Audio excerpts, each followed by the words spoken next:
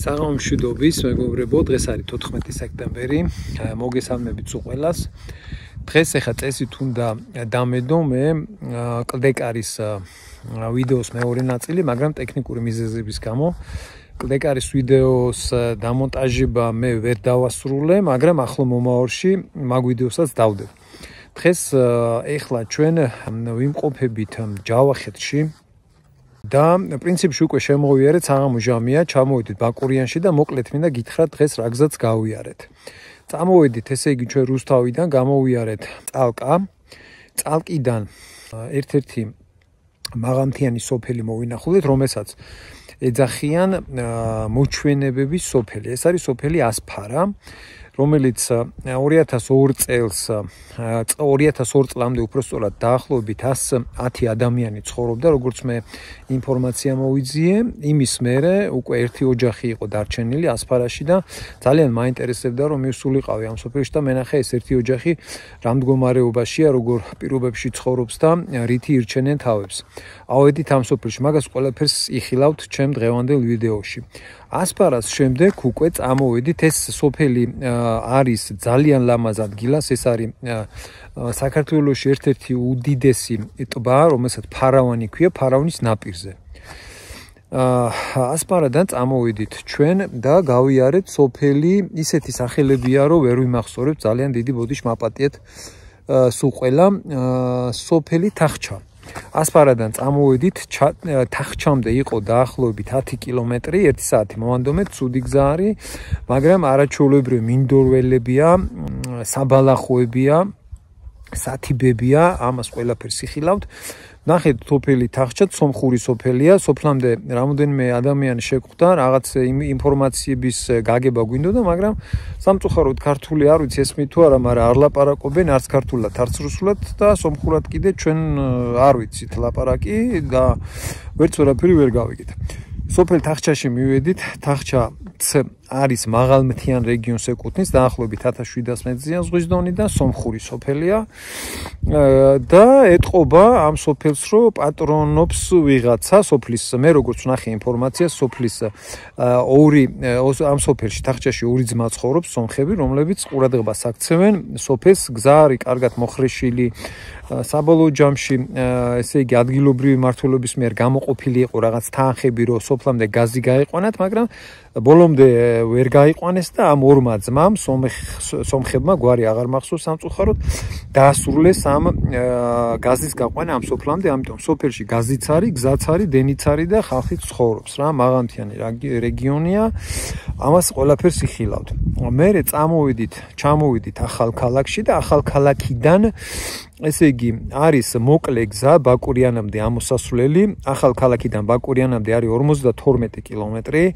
რაღაცა მონაკვეთი გზის არის მოასფალტებული, სოფლებში გამოდის დაახლოებით 15 კილომეტრი და დარჩენილი 30 კილომეტრი უკვე ძალიან ცუდი გზა არის. ამ 30 კილომეტრის გამოვლას ჩვენ მოვანდომეთ დაახლოებით 3 საათი. ნუ კი ვჩერდებოდით ხოლმე გზაში აქ-იქ დიდველის მთაზე ავედით, უმაღლეს წერტილზე, სადაც საბაგირო მთავრდება, სხვათა შორის ამ საბაგიროზე ასულ ერთი ადამიანის ღირს 45 ლარი ქვევიდა ბაკურიანი და რო ახვიდე და ანუ ეხლა თუ 4 ხართ, 4 ადამიანი უკვე 180 ლარი გამოდის, 180 ლარი სხვათა შორის საწვავი 30 ლარი საწვავი მანქანაში რო ჩაასხადა 4 კაცი ავიდეს, სამანქანე გზაც არის დიდველის ბოლო წერტილამდე, იქიდან მე ჩვეულებრივად დაეშვები 4 კაცი, ნუ აი ერთ-ერთი ვარიანტი ეგ არის რა.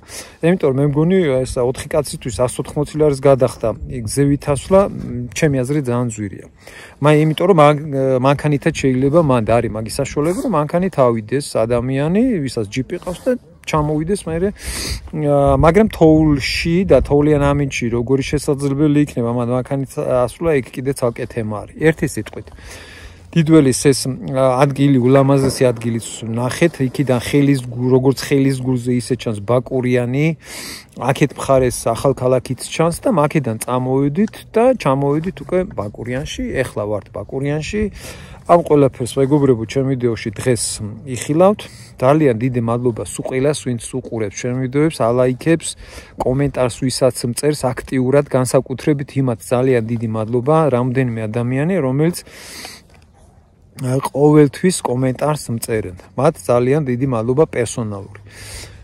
ასე რომ დღესდღეობით დაგემშვიდობებით, ეს ამ ყველაფერს თქვენ ახავთ, იმედია მოგეწონებათ და მომავალ შეხვედრამდე. რაც შეეხება კლდეკარის ვიდეოს, ამ ერთი კვირის განმავლობაში, ალბათ 1-2 კვირის განმავლობაში მოვახერხებთ ამ ტექნიკური მიზეზების პრობლემების აღმოფხვრას და ვიდეოს დავამონტაჟებ და მაგ ვიდეოსაც მეორე ნაწილს კლდეკარისას დავდებ. ვისაც არ უნახია პირველი ნაწილი, ძალიან საინტერესო ვიდეო გამოვიდა კლდეკარის ციხესიმაგრე ვნახე, უძველესი ამ ვიდეოში შეგიძლიათ იხილოთ კლდეკარის პირველი ნაწილი, რომელსაც ქვია, ესე იგი, რა ქვია, გზა 64-ის კარიბჭემდე.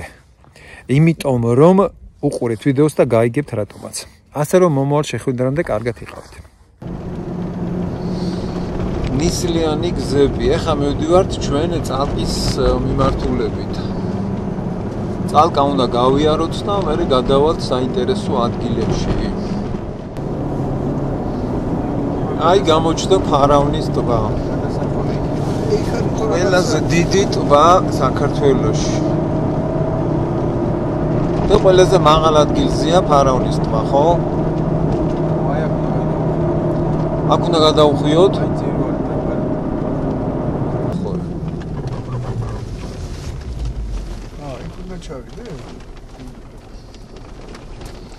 ეს არის ხულგუმოს გზა? ხულგუმო უნდა გავიაროთ და მე არის შემდეგი სოფელი ჩვენ სადაც მივდივართ. შემოვედით სოფელ ხულგუმოში. ზუსტად აი ფარავნის ტბის ნაპირზე არის გაშენებული ეს სოფელი.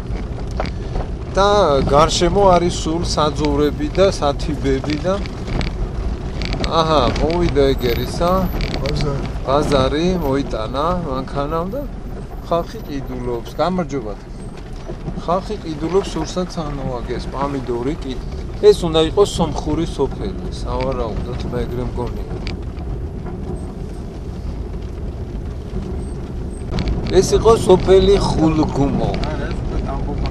ტამბოვკა იყო ესა? აი ხედავ, როცა არ არის აღმონიშნელი არაფერი, ვერ გაიგებ და ტამბოვკაში კიდე მე როგორც გავიგე ცხოვრობდნენ დუხაბორები ერთი პერიოდი და სოფელი ტამბოვკაც გამოვიარეთ. ეხლა მივდივართ სოფელ ასფარაში. ეს მარშრუტით ამოვიდა რამდენი ხალხი და ტურისტები არიან.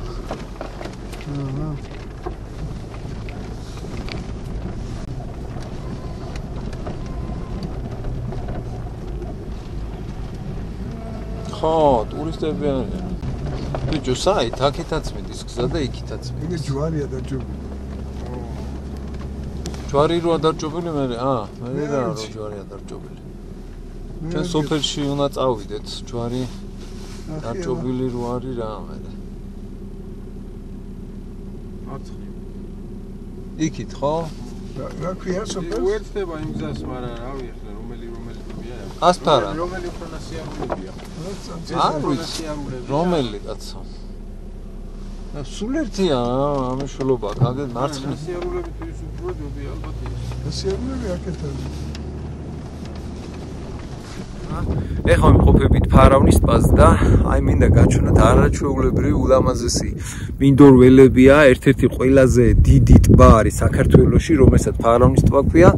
მინდა ერთად დავათვალიეროთ ეს და ცოტა ქარია და არ ვიცი ეხლა როგორი ხმა ექნება ვიდეოს, მაგრამ გამოვიართ ეს სოფელი, რომელსაც ადრე რადიონოვკა ერქვა, სადაც დუხაბორები ცხოვრობდნენ. დღესდღეობით აქ სომხები ცხოვრობენ. გზაში შეგვდა ერთი მიკროავტობუსი, რომელმაც ამოიყვანა ტურისტები და ტურისტები ფეხით ალბათ აპირებენ ასფარაში ასვლას, იმიტომ რომ მე როგორც ამოვიკითხე ინტერნეტში, ასფარაში მაცხოვრებელი ერთი ოჯახის წარმომადგენელი ყვებოდა, რომ ხშირიაო ტურისტების სამოსვლა აქაო რჩებიანო ზაფხულშიც და ზამთარშიცო. მეგობრებო, ამოვედით ეხლა ჩვენ ერთ-ერთ სოფელში, რომელიც მდებარეობს სამხრეთ ჯავახეთის მაღალმთიან რეგიონში. ეს სოფელი წალკიდან არის დაახლოებით 25-30 კილომეტრი. ამ სოფელს ეძახიან მოჩვენება, სოფელი მოჩვენება, იმიტომ რომ 2002 წლამდე ამ სოფელში 107 ადამიანი ცხოვრობდა. ცოტა ქარია და არ ვიცი ხმაზე იმოქმედებ თუ არა. 107 ადამიანი ცხოვრობდა ამ სოფელში 2002 წლამდე, მაგრამ მე უკვე როცა ცხოვრების დონე მოიმატა, განვითარდა, ყველაფერი გაიხსნა საზღვრები და საქართველოსთან ნებისმიერ ადამიანს უპრობლემოდ შეეძლო დაეტოვებინა საქართველოს საზღვრები. მე ვფიქრობ, რომ ხალხმა დატოვა ეს ადგილები, იმიტომ რომ აქ საცხოვრებელი პირობები აბსოლუტურად არანაირი არ არის. აქ არის მარტო სათიბები, მინდვრები, მეცხოველობას თუ მიყვება ადამიანი, თორე სხვა დენი სავარაუდოდ დენის ბოძები არის აქ გზაზე რომ მოდიოდით, გზას მოუყვება, დენი უნდა იყოს, მაგრამ სხვა აქ არაფერი არ არის, გზა არანაირი. და ცივა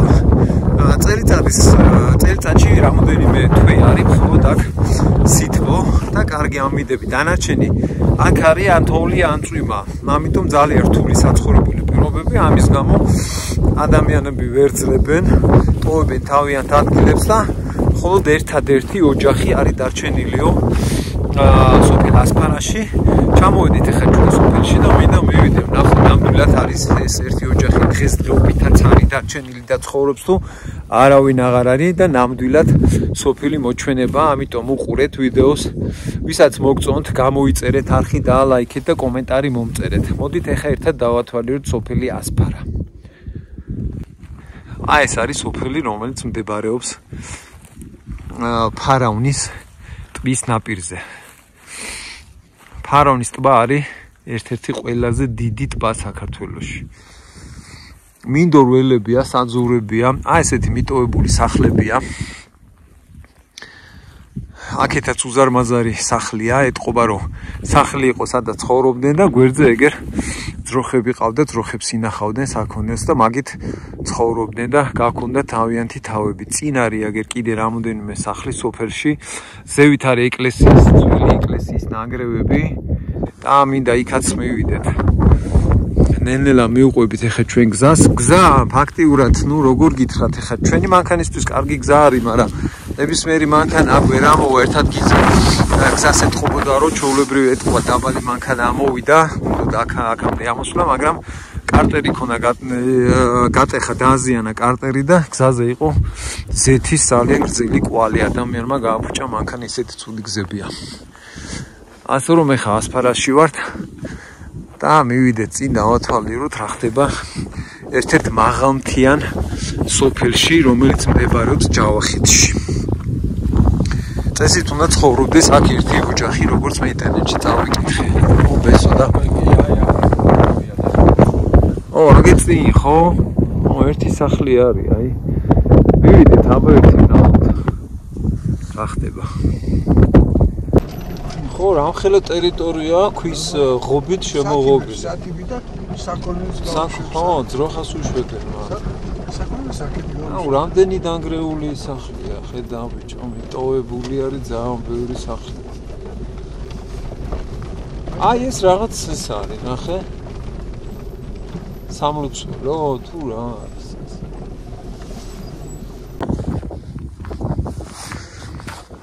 ეს გზის ნაპირზე დავინახე, ეს რაღაცა მონუმენტივით არის, მაგრამ ეს თუ არ ვცდები, ეს უნდა იყოს სომხურად, ხო? სომხური ასოებია თუ ძველ ქართულია, არ ვიცით, მე მაპატიეთ, მაგრამ მეგობრებო, თუ იცით, კომენტარში მომწერეთ, აი რა შეიძლება ეწო, რა წერია ამ ქვას. ასპარაში უძველესი ტაძარია, რომელსაც ასპანის ტაძარი, როგორც ასპანის ტაძარი, ისე აღნიშნული Google Maps-ზე. უძველესი ამ ტაძრისგან მხოლოდ რამოდენიმე კედელია შემორჩენილი, დანარჩენი ფაქტიურად დანგრეულია და მოდით ახლოს მივიდეთ და ვნახოთ ეს. ეს არის სოფელი ასფარა.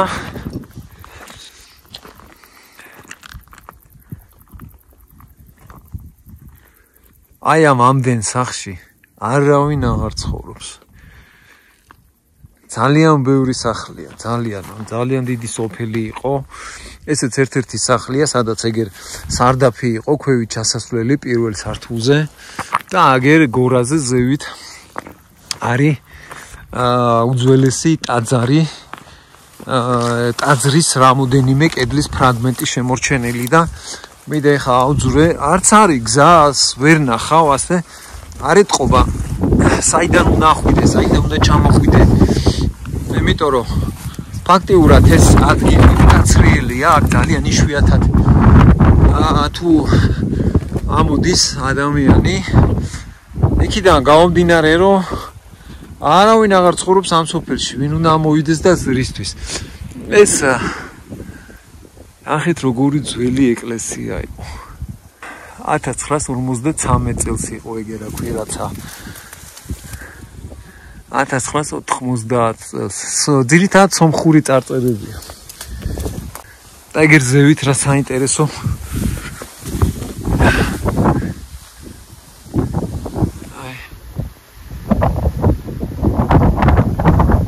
ხო და სამწუხარო ის არის, რომ ასეთი სოფლები ჩვენ ძალიან ბევრი გვაქვს გადაღებული. აი კიდევ ერთხელ მინდა დავაფიქსირო ეს უძველესი ტაძარი და სოფელი ასფარა. ჯავახეთის რეგიონში. სამცხე ჯავახეთს ეკუთვნის ეს ადგილი. ეს არის სოფელში ერთადერთი განდახურული სახლი და ახლოს მინდა მივიდე თუ ძაღლები არ აყავთ და ძაღლები არ შემჭამეს, იმედია არ შემჭამენ ძაღლები.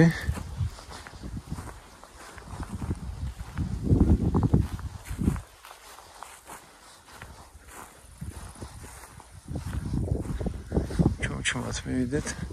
არავინ არ არის. კი, სახლი ეთყობა რომ აქ ადამიანები ცხოვრობენ, ისე კარგად არის ეს სახლი გაკეთებული, მაგრამ არავინ არ არის. ბოლო-ბოლოს ავარაუდოთ იმ ერთმა ოჯახმაც მიატოვა სოფელი ასფარა. და ეს სოფელი გადაიქცა სოფელ მოჩვენებად ისევე როგორც ძალიან ბევრი სოფელი მაღალმთიან რეგიონში ჩვენ ქვეყანაში საქართველოში, რომელიც მე გადაღებული მაქვს და შეგიძლიათ იხილოთ ჩემ YouTube გვერდზე. ასფარიდან გამოვედით ახლა ჩვენ და მივიმართებით სოფელი თუხჩას მიმართულებით. დამჭა სოფლამდე დაახლოებით 15 კილომეტრი და ერთ კიდევ საინტერესო ადგილს მივადგეთ და რომელიც მინდა რომ გაჩვენოთ ახლა მეგობრებო. ხელოვნური ტბა არის, ავარებელი ცხვარი ყავთ. ეგერ მთაზე პალატკები აქვთ, ასე ვთქვათ. ახლა და ინახავენ აგერ აქეთაც ცხვარი. ძალიან ბევრი ცხვარი ყავთ, ძროხაც.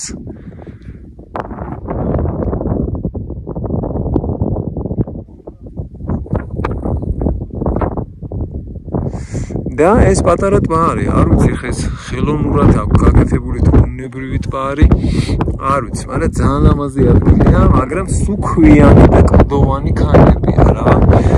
მინდორში არის სუქვები მიმოფენილი. 2200 მეტრზეო ზღვის დონიდან. ფაქტიურად ალპური ზონაა რა, იმიტომაც ქვევი ტყეა. წარმოიდგინე რა. ესე ჩვენ გამოვედით სოფელი ასფარიდან და მივყვებით ფაქტიურად გავწვდით უკვე ჩვენ ფარავნის ტბას და უნდა ჩავიდეთ სოფელ ვლადიმიროვკაში. მე თახჭაში. ეხლა შემოვედით სოფელ ვლადიმიროვკაში. რატო ქვია ვლადიმიროვკა? ლენინის საპატივცემულოდ? თუ პუტინის საპატივცემულოდ? ვერ გაიგებ, ერთი სიტყვით ვლადიმიროვკა ქვია ამ სოფელს, სომხები ცხოვრობენ და მივდივართ ხლა კიდევ ერთ ეგრეთ წოდებულ მიტოვებულ სოფელში. ისე სამცხე-ჯავახეთის მინდორველები როგორ ის არის ტყის ნაკლებობას განიცდის აქეთ მხარე რა. ნაკლებობას კი არა, უტყეობას განიცდის. ხო, ბიჭო, საერთოდ არა, ეხლა ეგ რაც მოვდივართ, სულ ასეთი მინდორველებია, სათიბებია. ტყე მე არ შემხვედრია აქ. და იქით უფრო თეთრი წყარო, დუშეთი, იქ მაგარი ტყეებია. მიუხედავად იმისა, რომ იქაც მაღალმთიან რეგიონებში ბევრი სოფელი გვაქვს ნანახი, მაგრამ იქ ძირითადად სუტყეებში იყო გაშენებული ეს სოფლები, რომლებიც ეხა დღესდღეობით უკვე რა თქმა უნდა მიტოვებული არავინ აღარ ცხოვრობს, მაგრამ აქეთ ფარავნის ტბის მიდამოებში აბსოლუტურად სოფელი სოფელი არის მიტოვებული, მაგრამ ტყეები არ არის რა, ხეები არ არის. სულ ასეთი საძოვრებია, საბალახოები. ჩვენ ეხა ასფარიდან, სოფელი ასფარიდან გამოვედით და მივდივართ თოხჩა, სოფელი თოხჩას მიმართულებით. და გასავლელი დაგვრჩა ასეთ გზაზე დაახლოებით 20 კილომეტრი, ხო, ბესო? ახლა ქვის გორები და მთები თუ შეგხვედრიათ და თუ გინახიათ სადმე. რამხელა მთებია და სულ ქვებისგან არის, თითქოს ვიღაცამ სპეციალურად დაყარა ეს ქვები და გააშენა. სულ ყველგან ასეთი ქვიანი გორები, აგე წინაც.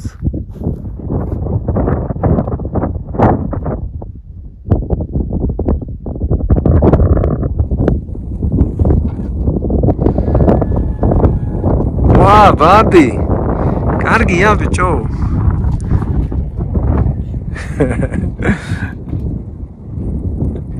ნელა უახლოვდებით ახლა ჩვენ აგერ ქვევით დასახლება ჩანს, ეს არის ახალქალაქი და ახალქალაქს მერე თუ ჩანს ახლა ვიდეოში არ ვიცი, პატარა ტბა არის, რომელსაც ქვია ხოზაფინის ტბა და მაგ ტბაზე გადის ზუსტად საქართველოს თურქეთის საზღვარი და ეგერ მოშორებით ტბის იქით ხარეს უკვე თურქეთის მთებია.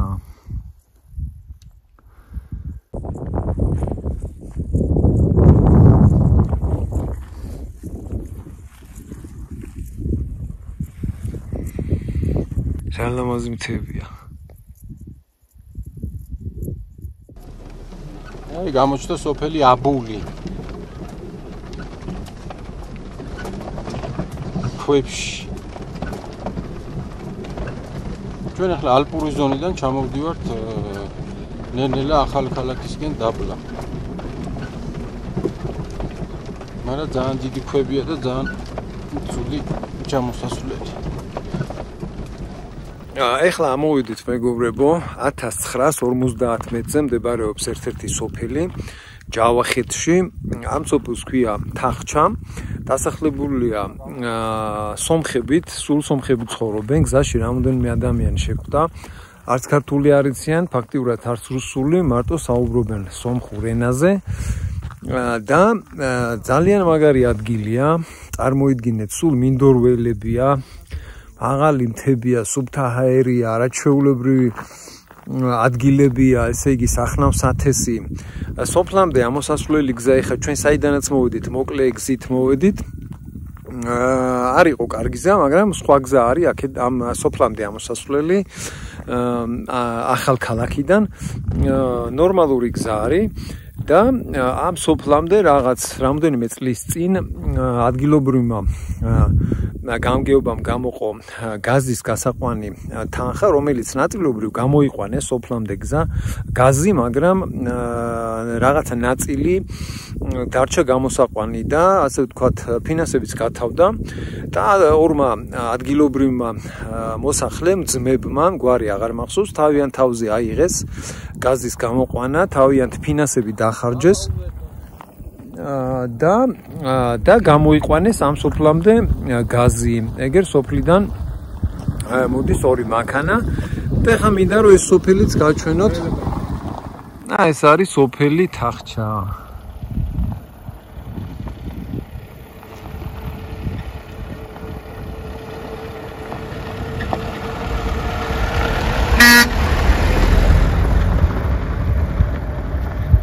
ახეთ რა ლამაზი მთებია, როგორი ბუნება, ბუნება რა ეხა ხეები და ტყეები არ არის, მაგრამ მაინც ძალიან ლამაზი მიდამოებია.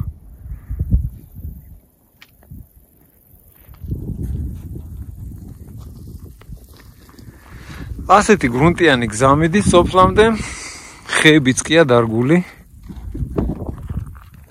მთელი გზის გაყოლებაზე არის ასეთი ახალი დარგული ხეები. ეს არის პატარა სოფელი თახჩა. აქედან ახლა ჩვენ მივდივართ ახალქალაქში და ახალქალაქიდან გადავალთ უკვე ბაკურიანში უნდა გადავიდეთ, არა? წესით ბაკურიანში უნდა გადავიდეთ. იმედია გადავალთ და მოვასწრებთ. ბადი ბაკურიანში წავიდეთ, სუფთაჰერზე.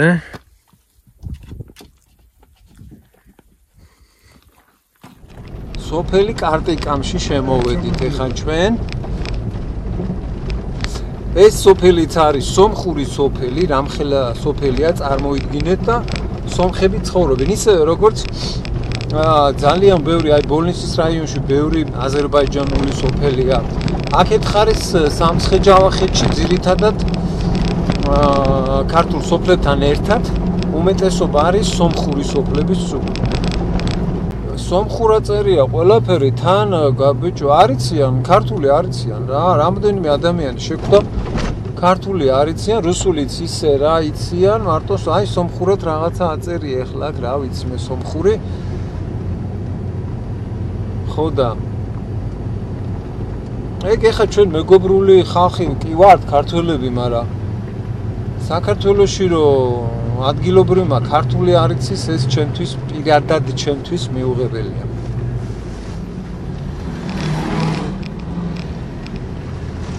შვენიერი გზა არის, ეგერ ხალხი შვენიერ პირობებში ცხოვრობს, დენი, გაზი არის, წყალი არის, გზა არის და კაი დიდ სახლებსაც აშენებენ.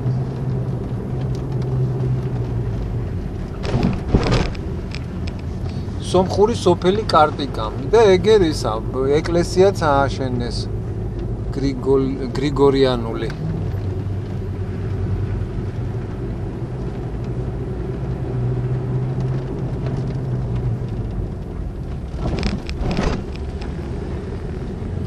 ეთყობა რა ერთი სიტყვით, რომ ამ სოფელს ყურადღებას აქცევენ რა ადგილობრივი თვითმმართველობა. ისეთი კარგი გზა არის სოფელში. ქართველების გარდა საქართველოში ყველა საქციელი ყურადღება. სამწუხაროდ ბაბუ მართლა ეგრეა რა, აი ქართულ სოფლებს რატომღაც ძირითადად არა, ბევრი სოფელი ახლა დუშეთში ძალიან ბევრი სოფელი გვაქვს ნანახი, რომელსაც ძალიან კარგად აქცევენ ყურადღებას, მაგრამ ძირითადად აი მიტოვებული და უპატრონო სოფლებია, ასე შეიძლება ითქვას და აი კონკრეტულად უშუალოდ ამ სოფელს ეთყობა, რომ ულიან რა. გზა არის, ყველაფერი კოხტაც ლამაზად მოწესრიგებული. მაგრამ ეს მწოლიარი პოლიციელები არ არის შეღებილი და აბსოლუტურად არ ჩანს გზაზე. ძალიან ბევრი ეს ისენია, ასე ვთქვათ, ბუგაროკები, რომელიც არ ეთყობა რა, ბუგაროკს აკეთებ შეღებე რა, რომ გამოჩნდეს რა, ვერ გავიგე. მე ალბათ გააშეღებავენ. იმედია.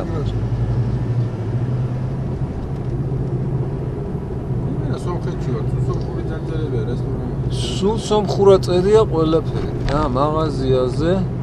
მოდივართ ეხლა ჩვენ ახალქალაქიდან, გამოვიარეთ რამოდენიმე სოფელი და მივდივართ ბაკურიანის მიმართულებით. ბოლო სოფელი არის ღადო. სადამდეც კარგი გზა არის, მოასფალტებული. იყო ცუდი გზა, ეს ახალი დაგებული. ეს აღნიშნული არ არის. არ არის ეს კარგი გზა. აჰა.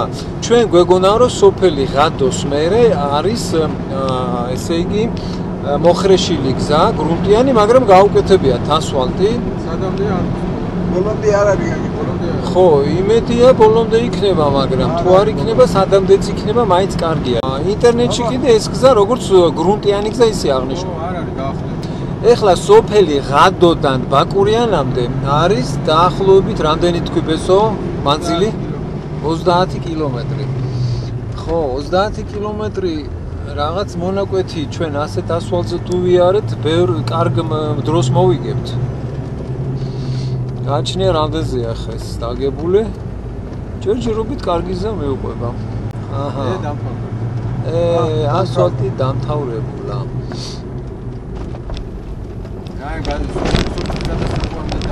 ხო. ანუ ასეთი გრუნტიანი გზა არის, ახლა დაახლოებით 30 კილომეტრი უნდა გავიაროთ ბაკურიანამდე. მეგობრებო, თითქმის ჩავედით ახლა ჩვენ ბაკურიანამდე. ეს არის მოკლე გზა, რომელიც ახალქალაქიდან ბაკურიანის მიმართულებით მიდის. თითქმის ჩავედით და მე მინდა განახოთ, აქ არის მდინარე ქციის სათავე არის ფაქტიურად, აქედან იწყება, აქედან იღებს მდინარე ქცია სათავეს და ბოლო-ბოლო ჩაედინება მდინარე ხრამში და მერე ჩადის მტკვარში. მინდა გაჩვენოთ ეს პატარა მდინარე ქცია, პატარა ღელესავით მოჩუქჩუხებს აქ. აქ ხიდია გაკეთებული, ხიდზე. გზაზე ხიდია და აგერ ასეთი გზა არის, ალაგ-ალაგ ეთყობა ძველი ქვაფენილი. ახალქალაქიდან რო გამოდიხარ, რამდენიმე სოფელი უნდა გამოიარო, ბოლო სოფელი, სახელი აღარ მახსოვს, საიდანაც მე იწყება გრუნტიანი გზა ბაკურიანისკენ მიმავალი და ეს გრუნტიანი გზა ეთყობა, რომ ძველი კომუნისტების დროს დაგებული ქვაფენილი იყო, რომელიც ასე მოკლედ გადადიოდა ბაკურიანში. ბადი ხო არ მოიწყინა? ბადი მე მგონი მოიწყინა. მარე მივათ ახლა ბადი ბაკურიანში და იქ გავერთოთ. ეხა 2400 ვართ და ალამაზი ცხენები შეგვდა გზაზე. ჯამრთელები და ჩასუქებულები. აგერ ტაბაწყურის გადასახვევსაც მივახლოვდით. ტაბაწყური ყოფილა 13 კილომეტრში.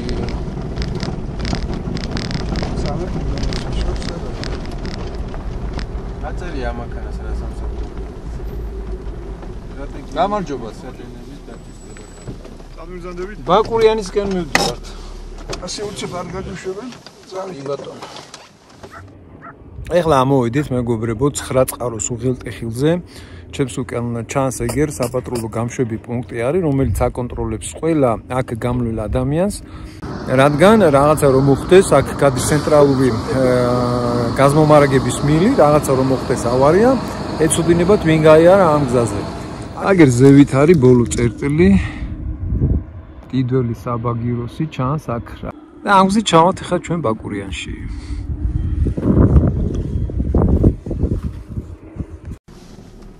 გაიწიეთ ახლა ბეკეკებო იქით. მეცხვარე კი არის, მაგრამ მე აქ არ არის.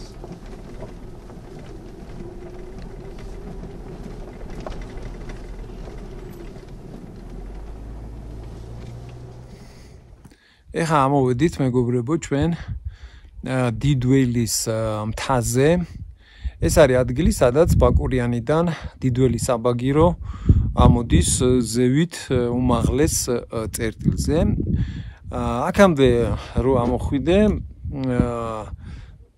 ბაკურიანიდან ღირს ერთი ადამიანი 45 ლარი. რა არის ბაბუიკა? აქალა ხوار გეფარება? არა. რა არის ის კვამლი რო ამოდის? ახალქალაქი. ხო, აქედან ახალქალაქით ჩანს, აი როგორც ხელის გულზე და მე მინდა გაჩვენოთ ახლა სულ ყველას. აქედან ულამაზესი ხედები იშლება, აი როგორც ხელის გულზე ისე ჩანს საბაგირო ბაკურიანი და ეგერ ჩემს უკან არის საბაგიროს შენობა. ეს არის საბაგიროს შენობა დიდველის მთაზე. ამოვედით მანქანით. ეს არის ბას საიდანაც იკვებება ხელოვნური თოვლი, კი. მად ნამყოფები ვართ, კი, შარშან ბაბუ ვიყავი მაგ იმაზე. ტბაზე და აქედან რა მაგრად ჩანს ეგერ ბაკურიანი. კიდევ ერთხელ მოგესალმებით მეგობრებო. აი ჩემს ქვევით ეგერ ხედავთ ბაკურიანი არის და ბაკურიანიდან ამოსასვლელი არის გზა. ზევით მთის წვერზე ამოდის, სადაც გაკეთებულია ასეთი წყალსაცავი. ზამთრის პერიოდში დაყენებულია სპეციალური დანადგარები, რომელიც თოვლის ნაკლებობის დროს ხელოვნურ თოვლს აფრქვევს და ეს დანადგარები ამ ადგილიდან, ამ წყლიდან მარაგდება ამ ტბიდან მარაგდება წყლით, რათა ამ დანადგარებმა გააფრქვიონ თოვლი. ეს არის 2700 მეტრზე ზღვის დონიდან. ბაკურიანიდან აიქიდან არ არის მანქანით რო ამოხვიდე? ასე. აი რაღაც გზები ჩანს. აი ორი საბაგიროა იქ თავდება, იქიდან მანქანით ამოსასვლელი აღარ არის. მეორე საბაგირომდე არის, აქამდე აღარ. აი ჩვენ რო ვიყავით 9 სოფელიაო. გაუქმებულიო ის ხეობა ჩანს.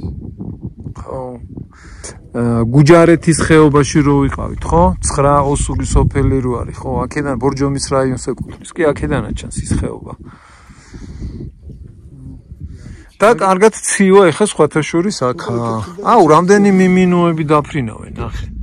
ეს კიდე შეიძლება კიდე გადახი. მითითაც მაგარად ესახებია.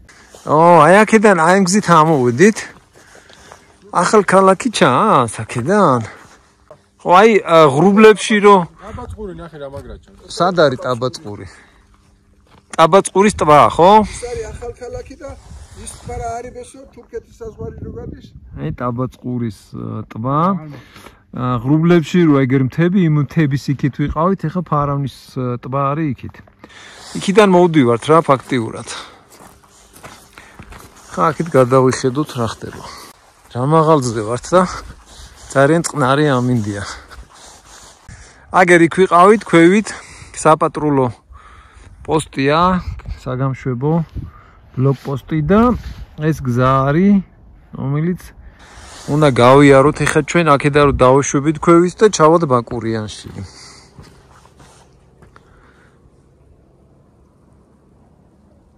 ქალაქი ჩანს. სად ჩანს ახალ ქალაქი? ეს რაღაცას ჭამს ბიჭო, უყური ქაღალდს ჭამს. ხალხი სადიპო. სადიპო აქ სულთა ბუნებაში. საიბო ხალხი. ახალ ქალაქიც ჩანს, ბოლი რო ამოდის აგერ შორს. თუ გამოჩდება კამერაზე არ ვიცი მე, მაგრამ კი. ახალ ქალაქიც ჩანს. ეს კაი გზა რო იყოს ეხა? ხელაჩია ნახევარ საათში ახალ ქალაქიდან ხარ ბაკურიანში. 1 კილომეტრი გამოვიარეთ 1 საათში. თან სუქვა არის. ხო, ძალიან ცუდი გზა იყო რა. კაი, დავეშვათ ეხა ჩვენ ნელ-ნელა ბაკურიანისკენ, თორე ძალიან დაგვიგვიანდება. ესე იგი, ჩამოვედით ბაკურიანში ჩვენ და მოვანდომეთ იმ სოფლის გადმოსახვევიდან, რა ერქვა იმ სოფლის კი აღარ მახსოვს ბესო, აი იმიდან რომ წამოვედით ახალ ქალაქიდან და ბოლო სოფელი ასფალტი რო დამთავრდა და ბაკურიანისკენ რო გადმოუხვიეთ ერთი სიტყვით, მაგ სოფლიდან ბაკურიანამდე 3 საათი იყო. ეხლა არის 3 საათი მოვანდომეთ ღადო, სოფელი ღადოდან. მოკლე გზა არის, სულ იყო ალბათ 30 კილომეტრი გამოვიარეთ, კი, 30 კილომეტრი და 3 საათში დავფარეთ. მანდ კაი გზა რო იყოს, ახალ ქალაქიდან ბაკურიანში ჩამოხვალ 1 საათიც არ დაგჭირდება რა, 52 კილომეტრია ახალ ქალაქიდან. მაგრამ მაგზის დამკეთებელი ვინ არის ეხლა, რა ვინ არ არის. ბაკურიანში შემოვედით და გადათხრილია, გადმოთხრილია მთელი გზებიდან. ამ გზებს მაინც რატო არ აკეთებენ, ვერ ხვდები. მე ქვეყანა ტურისტები და ხალხი ისვენებს ხოლმე აქ ზამთარ ზაფხულ. გზები და კანალიზაციის გულების შეცვალა სულ დაანგრიეს ის. ასე რომ მეგობრებო, ეხლა ჩვენ ბაკურიანში ვართ, მოვძრნით ეხლა ერთ კარგი ადგილი ვიცით, ჩვენ საპიკნიკეთ და დავждდებით ერთ ჭიქას დავლევთ და მე შინისაკენ შეუბერავთ. რა ხდება ეხლა აი ბაკურიანიც მინდა გადავიღო რა. აქ ერთი წელია შარშან ვიყავით ხო, მაგრამ შარშან ასეთ გადმოთხრილი არ იყო ეს ისა ქუჩები და წელს ძალიან გადათხარეს, გადმოთხარეს, მოკლედ ყოველ წელს რაღაცის გათხრა როგორ შეიძლება ვერ გავიგებ.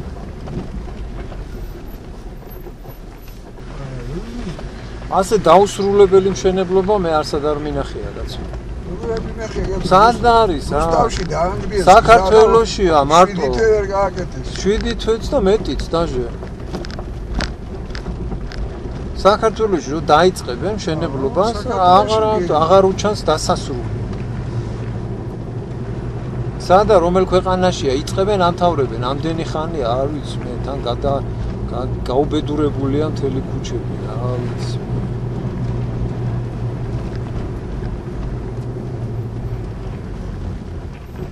საპიკნიკი ადგილიდან მოვდივართ ბაკურიანში, ჩამოვდივართ და დავჭებით ერთი დღე ბაკურიანში, ხო, ერთი ღამე უпростоრად. ერთი ღამე ხო და ხვალდილით მერე დავაწვდით საფლისაკენ. ხორე დღეს ძალიან დაგვიგვიანდა. კაი სიცივე არის აქ უკვე ალბათ იქნება 7-8 გრადუსი ალბათ. ერთი სიტყვით დღეს კარგად ვიარეთ ზურა და დღევანდელი დღე ამითი დავამთავროთ. აბა ყველას ჯანმრთელობას, ბედნიერებას, კარგად ყოფნას, სიყვარულს და ყოველივე კარგს უსურვებთ.